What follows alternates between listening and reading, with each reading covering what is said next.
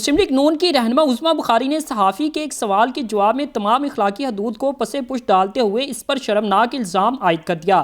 مقامی news channel کے صحافی اطہر متین کی ڈکیتی مزاحمت میں فائرنگ سے ہونے والی شہادت کو جائیداد کا تنازع قرار دے دیا۔ یہی نہیں، عظمیٰ بخاری نے اطہر متین کی ڈکیتی مزاحمت میں قتل کا الزام انہی کے بھائی طارق متین پر لگا دیا۔ اطہر متین کے بھائی طارق متین نے سماجی رابطے کی ویب سائٹ ایکس پر سوال کیا تو عظمیٰ بخاری اخلاقیات کی تمام حدیں ہی عبور کر گئی۔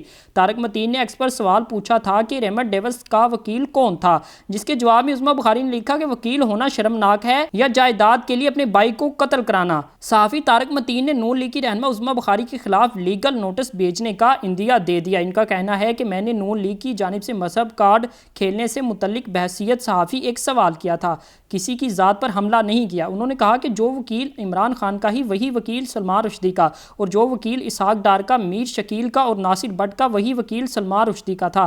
طارق متین اپنے شہید بھائی کا ذکر کرتے ہوئے آبدیدہ ہو گئے اور عظمیٰ بخاری کی حرکت کو شرمناک قرار دیتے ہوئے کہا کہ مضبوط دلیل، مدلل جواب اور کارکردگی نام کی کوئی چیز ان کے پاس نہیں، یہ لوگ صرف ایسی باتیں ہی کر سکتے ہیں۔ واضح ہے کہ نجی ٹی وی چینل کے صحافی اطہر متین کو گزشتہ سال 18 مئی 2022 کو کراچی میں ڈکیتی مزاحمت پر ڈاکوؤں نے گولی مار کر قتل کیا تھا۔ اس حوالے سے سابق سیکرٹری کراچی پریس کلب رضوان بٹی نے بھی عظمیٰ بخاری کے اس عمل کو شرمناک قرار دیتے ہوئے کہا کہ اطہر متین کی شہادت ڈکیتی مزاحمت کے دوران ہوئی تھی۔